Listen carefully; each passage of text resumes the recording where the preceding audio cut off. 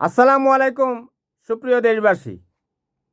বহু বছর পরে বাংলাদেশের আকাশে একটা আলোক রশ্মি দেখা গিয়েছে, আর সেটা হচ্ছে বাংলাদেশের মহান সংসদে একটা মহান বিল পাস হয়েছে।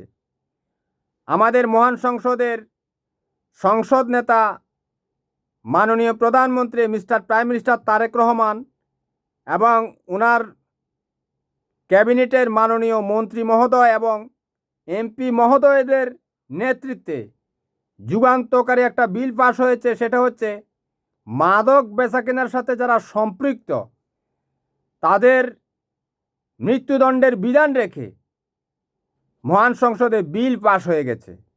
এটার জন্য আমরা সবাই আল্লাহর কাছে শুকরগুজার করি এবং বলি আলহামদুলিল্লাহ।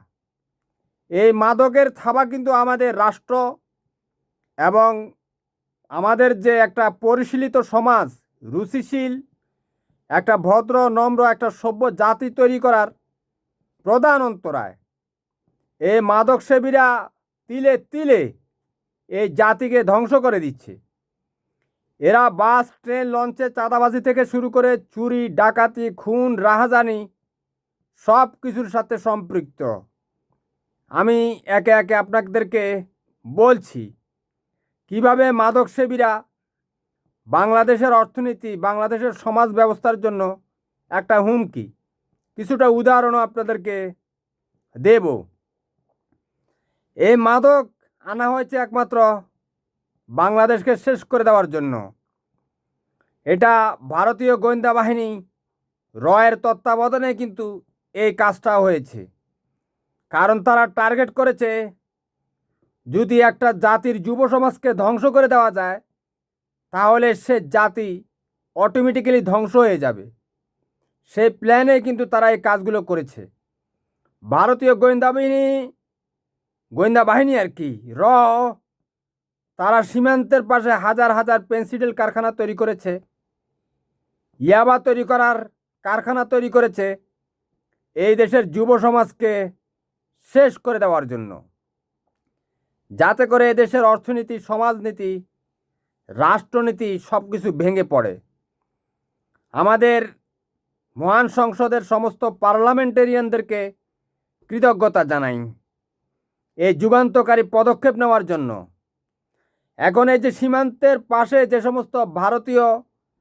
যে সমস্ত জাঙ্গিয়ারা এই মাদকের আখড়া তৈরি করেছে, আন্তর্জাতিক বিভিন্ন সংস্থার মাধ্যমে কিভাবে তাদেরকে সাইজ করা যায় সে বিষয়ে কিন্তু একটা পদক্ষেপ নিতে হবে। প্রয়োজনে ভারত যদি এই মাদক ব্যবসা অর্থাৎ মাদক কারখানাগুলো বন্ধ না করে তাহলে তাদের দেশ থেকে আমরা যে লক্ষ লক্ষ কোটি টাকার পণ্য আমদানি করি প্রয়োজনে সেটা বন্ধ করে দিতে হবে। আমাদের কাছ থেকে টাকা কামিয়ে আমাদের যুব সমাজকে ধ্বংস করে দেওয়ার জন্য তারা এই মাদক বানাচ্ছে। তারা একটা পেন্সিডেল বাংলাদেশের কাছে বিক্রি করে 2000 টাকা। তারা লক্ষ লক্ষ কোটি টাকার মাদক বাংলাদেশে ছড়িয়ে দিয়েছে।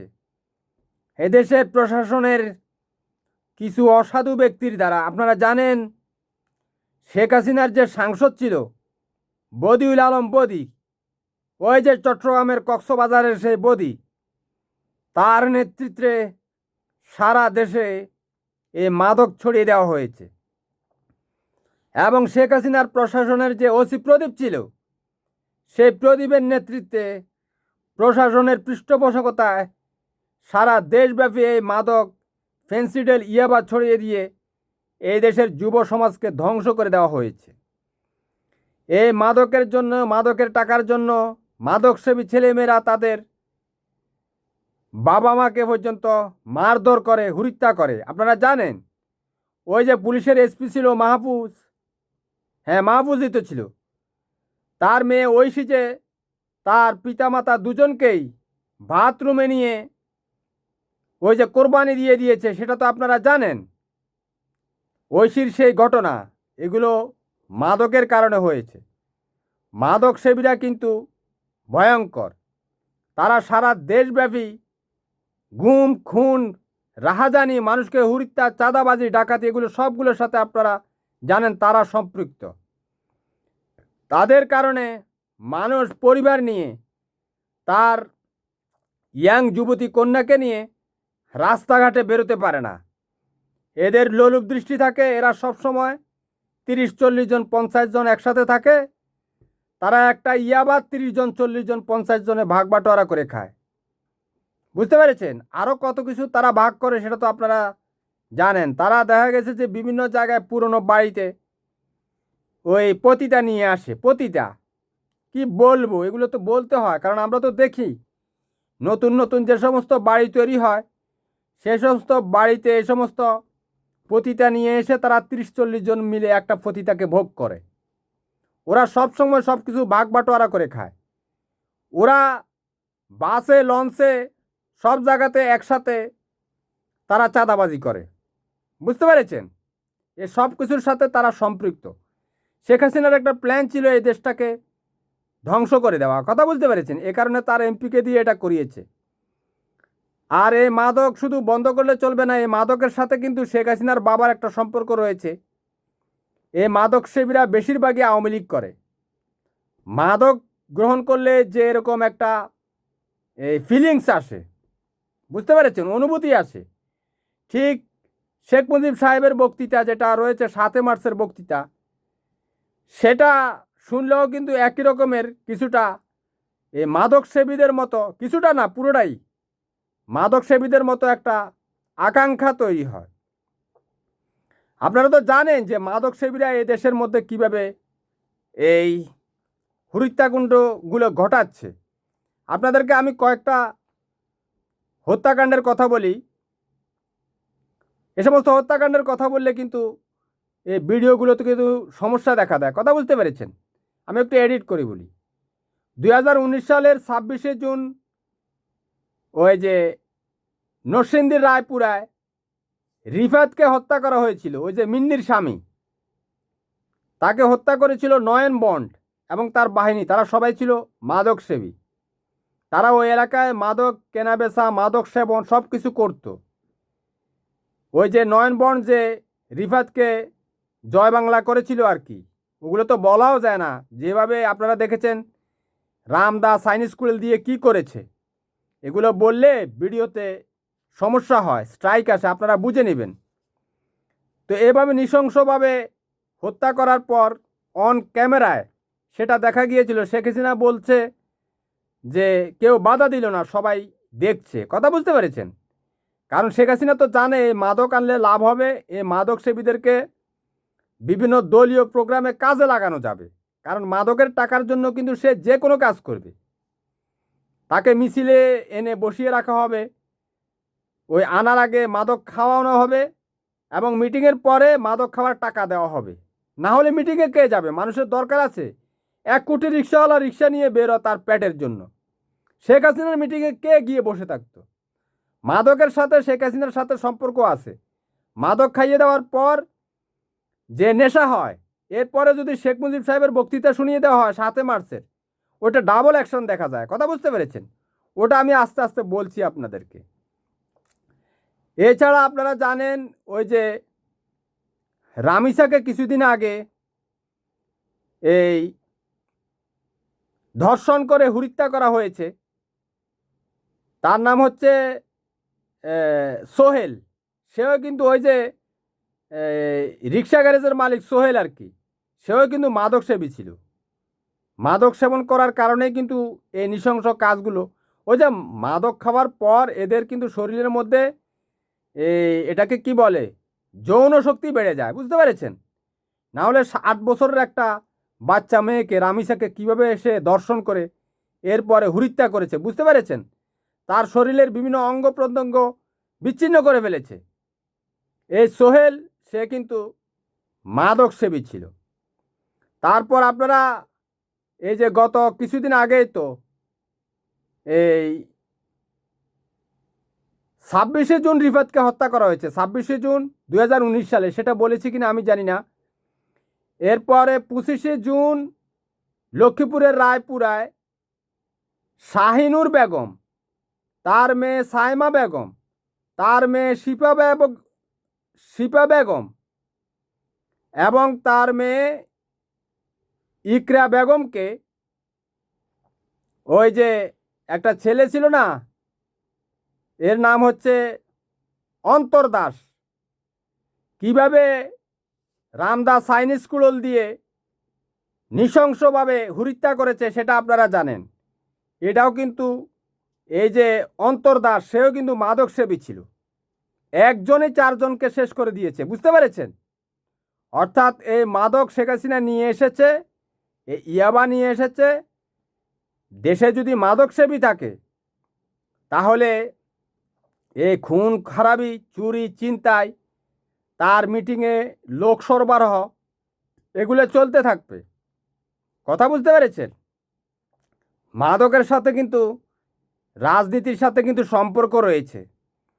এই যে বাসে, ট্রেনে, টেম্পো স্টেশনে যে সমস্ত এই চাঁদাবাজরা চাঁদাবাজি করে, এরা গাঁজা, হিরোইন এবং এই ইয়াবা সেবন করে, বুঝতে পেরেছেন?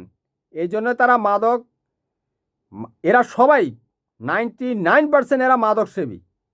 এরপরে বিভিন্ন দলের ছত্রছায়া এরা থাকে 15 বছর 7 মাস পর্যন্ত। তারা, আপনারা জানেন কিভাবে এই দেশের মধ্যে মাদক ছড়িয়ে দেওয়া হয়েছে। এই দেশের কোনো রুচিশীল পরিবার তাদের মেয়েদেরকে নিয়ে রাস্তাঘাটে বেরোতে পারতো না এই মাদক সেবীদের কারণে। জাতি মুক্তি পাবে আশা রাখছি। তারপরে আমি আপনাদেরকে তো এই হত্যাকাণ্ডের ঘটনাগুলো বললাম। এরপরে বাংলাদেশের পুলিশ প্রশাসনের সবচেয়ে বড় যে জঙ্গি, ওই যে বেনজির, গোপালগঞ্জের বেনজির, সেও কিন্তু মাদক সেবী। সে কিন্তু বিদেশি মদ খেত, বুঝতে পেরেছেন? বিদেশি মদ খেত। ওই যে বোট ক্লাবের তো সভাপতি ছিল, যেটা হচ্ছে মদের বার, একটা দেশের পুলিশ প্রধান। এই দেশের পুলিশেরা কত রুচিহীন, এই সমস্ত বদমাইশদেরকে পর্যন্ত তারা স্যালুট দিত, বুঝতে পেরেছেন? যা হোক, ভালো মানুষ তো 2-4 জন, তো 2-4-10 জন তো পুলিশে ভালো পাওয়া যাবে 2.5 লক্ষের মধ্যে। যা হোক, সেটাও অনুবীক্ষণ যন্ত্র দিয়ে খুঁজে বের করতে হবে। এই বেনজির, এই যে কাকুর কা বাচ্চা, এই বদমাইশ সুয়ের কা বাচ্চা, এ কিন্তু মাদক সেবী। তার নেতৃত্বে কিন্তু এই পুলিশ লীগ, র্যাব লীগ বাংলাদেশে বিরোধী দলীয় নেতাকর্মীদেরকে হত্যা করেছে, আপনারা জানেন। তারপরে এই যে 1030 জনকে এই গুম খুনের সাথে সম্পৃক্ত ওই যে জিয়াউল হাসান, ওই যে র্যাবের জিয়াউল হাসান, এই বদমাইশটাও কিন্তু মাদক সেবী, বিদেশি মদ সেবন করে। তারপরে আপনারা জানেন এই যে গণভবনে মদের বোতল পাওয়া গেছে, শেখ হাসিনা পালিয়ে যাওয়ার পর বিভিন্ন রিলসে আপনারা দেখেছেন বিদেশি মদ পাওয়া গিয়েছে। এই শেখ হাসিনার সেও কিন্তু মাদক সেবী। সে বিদেশি মদ খেত এবং সে কিন্তু পেন্সিডল খোরও ছিল। এর কিন্তু মাদক সেবীদের মধ্যে দেখবেন আপনার, এদের মধ্যে অযাচিত কথাবার্তার কতগুলো লক্ষণ দেখা যায়। উল্টাপাল্টা কথাবার্তা বলে, বুঝতে পেরেছেন? রুচিহীন কথা বলে, পণ্য কথাবার্তা বলে মাদক সেবীরা বিশেষ করে। আর এরা বেশিরভাগই গুণ খুমের সাথে সম্পৃক্ত। কারণ এগুলো ওই আমি আপনাদেরকে বলেছি না, মাদক সেবীরা কিন্তু বিভিন্ন যে সমস্ত জায়গায় নতুন বিল্ডিং তৈরি হয়, তারা সেখানে তো মাদক সেবন করেই। এই সাথে পতিতাও নিয়ে আসে রাত্রিবেলায়, সেখানে 1-2 জন পতিতা নিয়ে আসে, তারা 40-50 জন মিলে রাত্রি যাপন করে। কথা বুঝতে পেরেছেন? গ্রাসরুট লেভেলে থাকি তো, এগুলো আমাদেরকে জানতে হয়। এগুলো শেখ হাসিনার প্ল্যান। তারপরে এই মাদক সেবীদেরকে দিয়ে এই ভোট কেন্দ্র দখল করানো থেকে শুরু করে দেশের মধ্যে যত অস্থিতিশীলতা, মাদক সেবীরাই দেখবেন যে বাংলাদেশের মানুষকে ভোট কেন্দ্রে যেতে দেয়নি। আপনারা তদন্ত করে দেখেন ভালো করে, এই মাদক সেবীরাই করেছে। কিন্তু এই যে গত 15 বছর 7 মাস শেখ হাসিনার রেজিমের মেন হাতিয়ার ছিল এই মাদক তুলে দাও, অস্ত্র তুলে দাও, আর শেখ মুজিবের বক্তৃতা শুনিয়ে দাও। কথা বুঝতে পেরেছেন? মাদক সেবীরা যে অশালীন কথাবার্তা বলে, রুচিহীন কথাবার্তা বলে, আমি আপনাদেরকে বলেছি। আমি তো আপনাদেরকে যুক্তি দিয়ে প্রমাণ করছি। আবার আমাদের আলহামদুলিল্লাহ স্বর্গীয় নেত্রী বেগম খালেদা জিয়া, ওনার সময়ে কিন্তু এই অ্যাসিড নিক্ষেপের যে একটা বিল পাস হয়েছে, যে অ্যাসিড নিক্ষেপ করলে এই মৃত্যুদণ্ডের বিধান রাখা হয়েছিল। এরপর কিন্তু বাংলাদেশে অ্যাসিড নিক্ষেপ বন্ধ হয়ে গিয়েছে। আপনারা জানেন, একটা যুগান্তকারী পদক্ষেপ ছিল। আমাদের এই স্বর্গীয় নেত্রী বেগম খালেদা জিয়াকে নিয়ে এই যে মাদকসেবী শেখ হাসিনা কত অরুচিকর কথাবার্তা বলতো। একজন প্রধানমন্ত্রী, শেখ হাসিনা তো যত কিছু হোক প্রধানমন্ত্রী, প্রধানমন্ত্রী তো একজন আইডল, তার একটা রুচিশীলতা থাকবে, গুরু গাম্ভীর্যতা থাকবে, কিন্তু সে ছিল বাসাল প্রকৃতির, বেয়াদব প্রকৃতির, যেই সে কথাবার্তা বলে ফেলতো। কথা বুঝতে পেরেছেন? কারণ সে মাদক সেবন করতো, তো ভারতীয় পেন্সিলের বিদেশি মদ এগুলো সে খেত। এটা তো রিলসে আমি দেখেছি ফেসবুকে, যে বাংলাদেশের গণবিপ্লবীরা যখন 5 আগস্ট 2024 সালে গণভবন দখল করেছে, তখন সেখান থেকে বিদেশি মদের বোতল পাওয়া গেছে। ঠিক আছে, সেটা তো আপনারা অবগত রয়েছেন। আর সে যে আর মাদকসেবীরা তো আমি তো আপনাদেরকে কয়েকটা প্রমাণ দিলাম যে তারা হত্যাকাণ্ডের সাথে সম্পৃক্ত। শেখ হাসিনা কিন্তু হত্যাকাণ্ডের সাথে সম্পৃক্ত। এই যে 15 বছর 7 মাস ধরে সে রাষ্ট্রীয়ভাবে হত্যাকাণ্ড ঘটিয়েছে, সে কি এমনি এমনি করেছে? সে তো মাদকসেবী। সে যে ওই যে 25শে ফেব্রুয়ারি 2009 সাল থেকে আমাদের দেশপ্রেমিক সেনাবাহিনী, বিমান বাহিনী, নৌবাহিনী এবং বিডিআরের যে সমস্ত অফিসার, তাদেরকে দিয়ে যে গণহত্যা শুরু করেছে, হেফাজত হত্যা, তারপরে 2013 সালে বিএনপি জামাত হত্যা, 2012 সালে ঢাকা অবরোধের সময় বিএনপির নেতাকর্মীদেরকে হত্যা, তারপরে আমাদের যে শিশুরা নিরাপদ সড়ক আন্দোলনের সময় শিশুদেরকে হত্যা, 2018 সালে বিপিনুরের যে কোটা আন্দোলন সেখানে হত্যা, 2018 সালের নির্বাচনে বিএনপি জামাতের উপর হত্যা, 2013 সাল 14 সালে বিএনপি জামাতের উপর হত্যা। এরপর আপনারা জানেন 5 আগস্ট 2024 সাল পর্যন্ত যে হত্যাকাণ্ড ঘটিয়েছে, এটা মাদকসেবী শেখ হাসিনার দ্বারা সম্ভব। কারণ সে মাদকাসক্ত ছিল। তো মাদকসেবীরা কখনো, এদের মধ্যে মানবতা থাকে না, মনুষ্যত্ব থাকে না। এরা রুচিহীন, বর্বর, অসভ্য, হায়না প্রকৃতির হয়ে থাকে। এরা রক্তপিপাসু ডাইনি হয়ে থাকে। কথা বুঝতে পেরেছেন?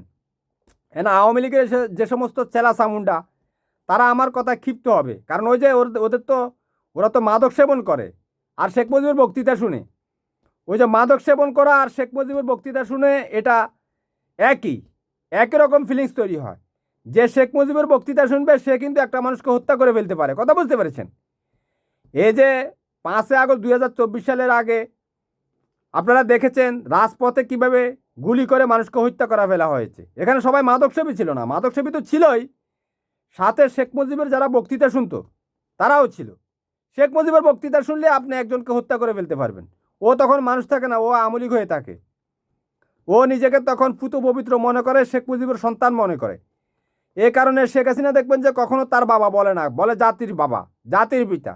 মানে আওয়ামী লীগ যারা করে তাদের পিতা। সংসদে বিল পাস করেছে, সংবিধানও লিখেছে শেখ মুজিব নাকি ফাদার অফ নেশন। বুঝতে পেরেছেন? তো মাদক সেবীদের আমি আপনাদেরকে কিছু লক্ষণ বলে দিলাম।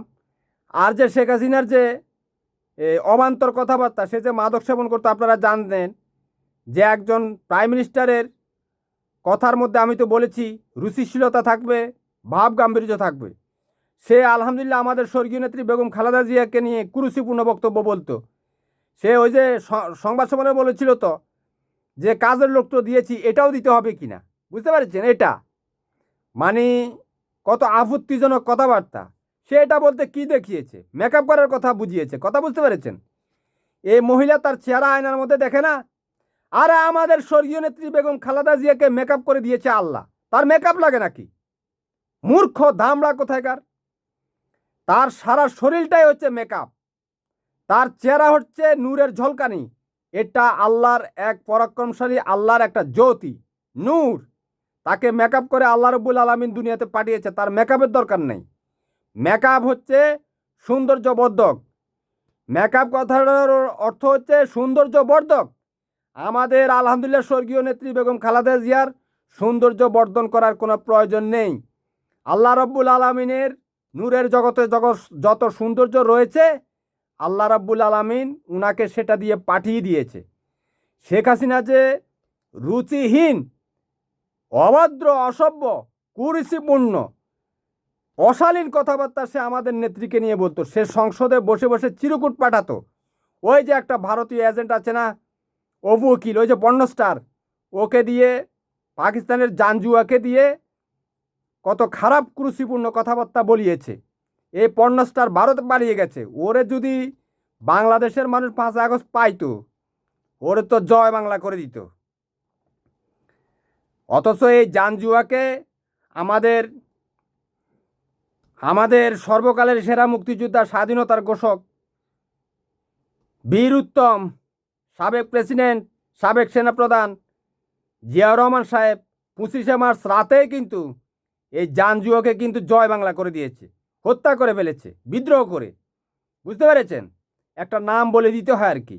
এখন মনে করেন আমাদের আলহামদুলিল্লাহ স্বর্গীয় নেত্রী বেগম খালেদা জিয়াকে নিয়ে একটা কুরুচিপূর্ণ বক্তব্য বলবে। এখন সব মানুষ তো আর ইতিহাস জানে না, বেশিরভাগ মানুষই তো মূর্খ। মূর্খ এই অর্থে বলছি, আর আওয়ামী লীগের সবচেয়ে শিক্ষিত ব্যক্তি কে ছিল? মখা আলমগীর, মহিউদ্দিন খান আলমগীর স্বরাষ্ট্রমন্ত্রী ছিল। ওই বদমাইশটা, ওই কাকুর কা বাচ্চা, ওই শুয়ার কা ফয়দা, ওটা তো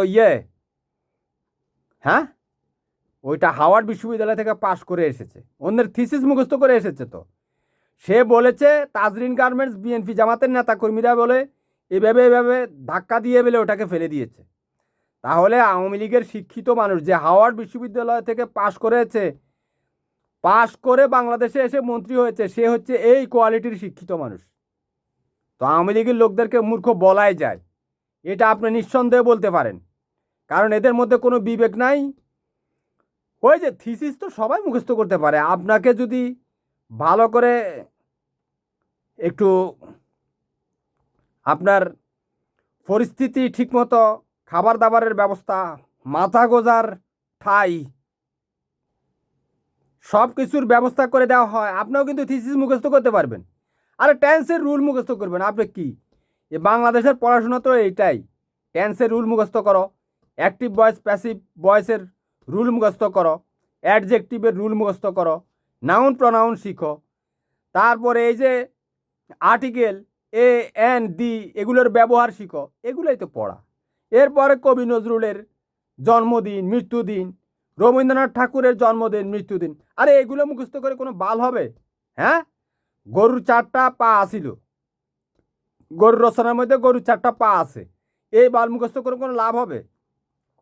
হ্যাঁ, পড়াশোনা করতে হবে, অত পড়াশোনার দরকারও নেই। 35 বছর লাগে পড়াশোনা এই এর জন্মদিন মুখস্থ করো, রবীন্দ্রনাথ ঠাকুরের জন্মদিন মুখস্থ করো, রবীন্দ্রনাথ ঠাকুরের কোথায় এই ঘুরতে গেছে সেটা বলো, কি উপন্যাস লেখছে এগুলো মুখস্থ করো, এগুলো বইয়ের মধ্যে লেখো, এগুলো বলে কোনো লাভ হবে? এগুলো তো কোনো ফয়দা আছে? পৃথিবী এখন এগিয়ে যাচ্ছে, মানুষের পেটে খাবার নাই, ফিলিস্তিনিরা দুর্ভিক্ষে। এখন মানুষকে শিখাতে হবে তার একটা পুকুর থাকলে কিভাবে সেখানে মাছ চাষ করতে হবে, কিভাবে 4-5টা ছাগল লালন পালন করতে হবে, কিভাবে গরু লালন পালন করতে হবে, কিভাবে সবজি উৎপাদন করতে হবে, কিভাবে মাছের চাষ করতে হবে, কিভাবে বাগান করতে হবে, কিভাবে আমের বাগান করতে হবে, কিভাবে সবজির চাষ করে পটল, লেবু, কাঁকরোল, তারপরে লাউ, কুমড়া এগুলোর চাষ করতে হবে, কারণ এগুলো অর্থনৈতিক ভিত্তি। বুঝতে পেরেছেন? সম্পদ তৈরি করতে হবে। 35 বছর যদি রুল মুখস্থ করতে করতে সময় চলে যায়, ও তো আধা বুড়ো হয়ে গেছে, তখন দেশের এই যে উৎপাদনশীল কাজে কে ব্যবহার করবে? এরপর যার এক্সট্রা মেধা থাকবে সে স্যাটেলাইট নিয়ে গবেষণা করবে, সে গাড়ির ইঞ্জিন নিয়ে। এখন পৃথিবীর সবচেয়ে বড় হুমকি হচ্ছে এখন জ্বালানি তেলের সমস্যা, সংকট। এখন চেষ্টা করতে হবে পানি দিয়ে কিভাবে ইঞ্জিন চালানো যায়, গবেষণা চালাতে হবে। সারা পৃথিবীর সমস্ত মানুষ আমেরিকা বিমান বানায়, স্যাটেলাইট বানায়, সব কিছুই তারা বানায়। আমরা কি করি? আমরা শুধু রবীন্দ্রনাথ ঠাকুরের জন্মদিন, রবীন্দ্রনাথ ঠাকুরের মৃত্যুদিন এগুলো মুখস্থ করি। বিসিএস পড়ে আমি সে খালি সারাদিন, দিনও দেখি বই নিয়ে ঘুরে, রাতও নিয়ে বই নিয়ে ঘুরে। তো আমি তো জানি সে মুখস্থ করতেছে, আমি ওই বইটা আমার একটু দেন, দেখি যে সে রবীন্দ্রনাথ ঠাকুরের জন্মদিন মুখস্থ করতে আছে, রাস্তার মধ্যে হাঁটতেছে আর সে রবীন্দ্রনাথ ঠাকুরের জন্মদিন আর মৃত্যুদিন মুখস্থ করতেছে। বুঝতে পেরেছেন? লাল কলম দিয়ে সেগুলোকে দাগ দিয়ে রেখেছে, কখন কোন জায়গা থেকে বিসিএসে পরীক্ষা চলে আসে সেটা তো আর বলা যাবে না। কথা বুঝতে পেরেছেন না? পড়তে হবে, খালি পড়তেছে আর পড়তেছে। এগুলো মুখস্থ করে এরপর করে কি চাকরি একটা নেয় আর বাংলাদেশের মানুষের শুটকি মারে, বাংলাদেশের হাজার হাজার কোটি টাকা বিদেশে পাচার করে। কোনো কাজ নেই, খালি জনগণের শুটকি মারার কাজে ব্যস্ত। মিস্টার প্রাইম মিনিস্টার তারেক রহমানকে অনুরোধ করছি, জিনিসপত্রের দাম তাড়াতাড়ি বাড়ান, ট্যাক্স কমান। ট্যাক্স দিয়ে উন্নয়ন করার দরকার নাই। শেখ হাসিনা বলেছে সে উন্নয়ন করে ফেলেছে, বাংলাদেশ উন্নত দেশ হয়ে গেছে। আমরা দেখেছি সে উন্নয়ন গত 2 দিন থেকে পুরো রাজধানীর হাঁটু পরিমাণ পানি ছিল। আমরা 55 বছরে এখনও বাংলাদেশের সুয়ারেজের লাইনটা ঠিক হয়নি। বাংলাদেশের উন্নয়নের দরকার নেই, উন্নয়ন হয়ে গেছে। আপনি জিনিসপত্রের দাম কমান, দেশের মানুষ যাতে কষ্ট না পায়। 1 কোটি রিক্সা চালক রয়েছে, 50 লাখ দিনমজুর রয়েছে, 1 কোটি দিনমজুর রয়েছে, এদের খাবারের ব্যবস্থা করেন। শেখ হাসিনা চালের কেজি 60 টাকা করে গেছে, অন্তত 5 টাকা চালের দাম কমান। ভর্তুকি দেন, তেলের উপর ভর্তুকি দেন, সারের উপর ভর্তুকি দেন, জাতিকে রক্ষা করেন। কারণ এই জাতি আপনাকে ভোট দিয়েছে, আপনাদেরকে না হলে এই জাতি হতাশ হয়ে গেছে। তো দেশে শেখ হাসিনা কোনো কর্মসংস্থানের ব্যবস্থা করেনি, কাউকে কোনো উৎপাদনশীল কোনো কাজে ব্যবহার করেনি। খালি বিদেশে ওই যে আমাদের আলহামদুলিল্লাহ স্বর্গীয় নেত্রী বেগম খালেদা জিয়ার আমলে বিদেশে যে শ্রমিকরা গিয়েছে তারা টাকা পাঠিয়েছে, সেই টাকা সে ব্যাংক থেকে তুলে তুলে খেয়েছে। বছরে 35 কোটি টাকা খেয়েছে শেখ হাসিনা। আপনি আপনি গণভবনের অতিথি আপ্যায়নের খরচ 800 টাকা থেকে 150 টাকা করেছেন। এই জন্য আপনাকে কৃতজ্ঞচিত্তে ধন্যবাদ। আপনি এই জাতির জন্য ভাবছেন, আরও একটু ভাবেন। এদেশের কোটি কোটি মানুষ বিকারগ্রস্ত, বিপদগ্রস্ত। কারণ সমস্ত সম্পদ শেখ হাসিনা নিয়ে গেছে। কেউ মাছ চাষ করতে জানে না। আমি নিজেও তো মাছ চাষ করতে জানি না। আমি নিজেও তো একটা গরুর ইঞ্জেকশন দিতে পারবো না, ছাগলের ইঞ্জেকশন দিতে পারবো না। আপনি শিক্ষাক্রম এগুলো সমস্ত কিছু চেঞ্জ করেন। এখন প্রাইমারি স্কুল থেকে ছাত্রদেরকে শিখান কিভাবে হাঁস মুরগি লালন পালন করা যায়, কিভাবে মাছের খামার তৈরি করা যায়, কিভাবে গরু ছাগল খামার তৈরি করা যায়, লালন পালন করা যায়, কিভাবে সবজি চাষ করা যায়, কৃষি ভিত্তিক বিভিন্ন রকমের জ্ঞান দেন। মানুষ আস্তে আস্তে রিসার্চ করবে কিভাবে কৃষির উপর গবেষণা করে উত্তরোত্তর অল্প জমিতে কিভাবে বেশি উৎপাদন করা যায়, এগুলো ট্রেনিং দিতে হবে। এগুলো হচ্ছে সম্পদ, আল্লাহর মাটি হচ্ছে সম্পদ। রবীন্দ্রনাথের জন্মদিন মৃত্যুদিন দিয়ে কারো বাল ফালানি যাবে না, কোনো কাজে আসবে না। এগুলো শেখ হাসিনা বাংলাদেশের এই কোমলমতি ছাত্রছাত্রীরা যারা বিসিএস পর্যন্ত আছে তাদেরকে এই বইয়ের বস্তা দিয়ে সে ব্যস্ত রেখে সমস্ত সম্পদ এদেশ থেকে লুট করে নিয়ে চলে গেছে। এগুলোতে কোনো লাভ হবে না। উৎপাদনমুখী কাজকর্ম করান, সবাইকে ট্রেনিং দেন কিভাবে গাড়ির ইঞ্জিন বাঁধতে হয়, কিভাবে একটা ফ্যানের ইঞ্জিন বাঁধতে হয়, কিভাবে কিভাবে একটা মোবাইলের গ্লাস লাগাতে হয়, মোবাইলের যে সমস্ত টেকনিক্যাল কাজগুলো করতে হয়। যারা শিক্ষিত হবে, ভালো পড়াশোনা করবে, কিভাবে ওয়েব ডেভেলপিং করে মোবাইলের অ্যাপস তৈরি করতে হয়। এখন কাজ হচ্ছে এগুলো। গবেষণায় কাজ দিতে হবে, মন দিতে হবে, কাজ করতে হবে। এভাবে আমরা আস্তে আস্তে এগিয়ে যাব, অন্য কোনো উপায় নেই। মাদকের আখড়া এ কারণেই পরিণত হয়েছে কারণ শেখ হাসিনা সবাইকে হতাশ করে দিয়েছে। কর্মসংস্থান নেই, যুব সমাজ কর্মসংস্থান না পেয়ে তারা বিড়ি ধরেছে, বিড়ি থেকে সিগারেট, সিগারেটের সাথে ইয়াবা, ফেন্সিডেল, গাঁজা, এরপরে শেখ মুজিবের বক্তৃতা। এর মাধ্যমে এতদিন এদেশ চলেছে। আর এই মাদক সেবীদেরকে বিভিন্ন সমাবেশে নিয়ে যেত। এরা কিন্তু 5 আগস্ট 2024 সালে শেখ হাসিনার নেতৃত্বে, পুলিশ লীগের নেতৃত্বে এদেশের মানুষের উপর গণহত্যা করেছে। আপনি অবগত রয়েছেন নিশ্চয়ই। আপনি এই 2 থেকে 2.5 মাসের ভিতরে বাংলাদেশের যে পরিস্থিতি সেটা দেখে আপনি অবগত হয়েছেন। এই মাদকই হচ্ছে বাংলাদেশের প্রধান সমস্যা। সেই জন্য আপনি মহান সংসদে মাদকের বিরুদ্ধে এই মহান আইনটা পাশ করেছেন। এই জন্য কৃতজ্ঞচিত্তে আপনাকে ধন্যবাদ জানাচ্ছি। জাতি নিশ্চয়ই ভালো থাকবে, আপনিও ভালো থাকবেন। আপনার সুস্বাস্থ্য কামনা করছি। Mister prime minister Tarique Rahman, আপনার দীর্ঘায়ু কামনা করছি। আপনি জাতির জন্য উত্তরোত্তর আরও ভালো ভালো কাজ উপহার দিবেন। জাতি যাতে আপনাকে স্মরণে রাখে এবং জাতি যাতে আপনাকে সম্মানিত করতে পারে। আপনি জাতির জন্য সেভাবে আপনার পিতামাতা যেভাবে এই জাতির জন্য অবদান রেখে গেছে সেটাকে ফলো করে আপনার যে আদর্শ, আপনাকে এখন আপনার পিতামাতা পরলোক গমন হয়েছে, ওনারা স্বর্গবাসী হয়েছে। আপনাকে এখন আপনার আদর্শ প্রতিষ্ঠিত করতে হবে যাতে মানুষ আপনার আদর্শ দেখে অনুপ্রাণিত হয়। আপনি নিজেই এখন একটা আইডল হতে হবে, নিজেই আদর্শবান হতে হবে। সেই আদর্শ পুরো জাতির মধ্যে, মানুষের মধ্যে ছড়িয়ে পড়বে। আপনাকে মানুষ সবসময় মনে রাখবে, জাতি মনে রাখবে। আল্লাহ হাফেজ, ভালো থাকবেন।